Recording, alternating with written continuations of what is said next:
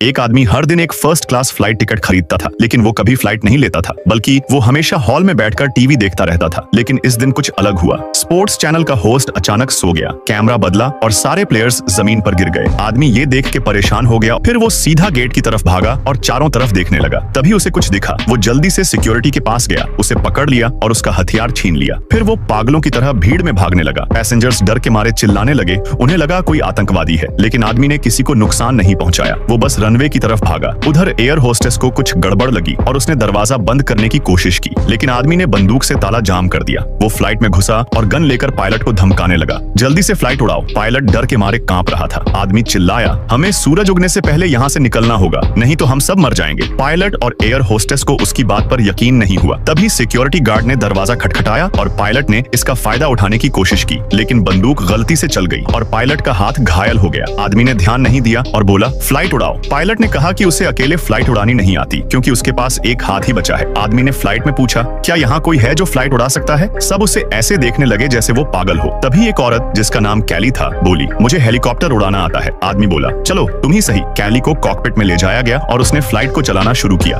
Flight धीरे धीरे runway से ऊपर उठने लगी। तभी को पायलट जो बाहर था ये सब देखकर हैरान हो गया। उसने फ्लाइट रोकने की कोशिश की, लेकिन आदमी की बंदूक ने उसे रोक दिया। पायलट ने एयरपोर्ट टावर से संपर्क करने की कोशिश की, लेकिन बंदूक की गोली ने संचार सिस्टम खराब कर दिया था। आदमी चिल्लाया, उड़ो नहीं तो गोली खाओगे। फ्लाइट ने आखिरकार टेक ऑफ कर लिया। फ्लाइट में सब ठीक हो गया तो पायलट ने पूछा, सूरज से डरने की बात का मतलब क्या है? आदमी ने कहा, मैं नाटो का एक आर्मी मेजर हूँ। मैंने सुना था कि सूरज में कुछ बदलाव हुआ है। सूरज की रोशनी में आने वाला हर जीव मर जाएगा, चाहे वो घर के अंदर ही क्यों ना हो। मैंने पहले इसे अफवाह समझा, लेकिन लाइव टीवी पर एथलीट्स को मरते देख मुझे यकीन हो गया। इसलिए हमें अंधेरे में रहना होगा, सूरज से बचना होगा। पायलट और कैली उसकी बात पर यकीन नहीं कर रहे थे।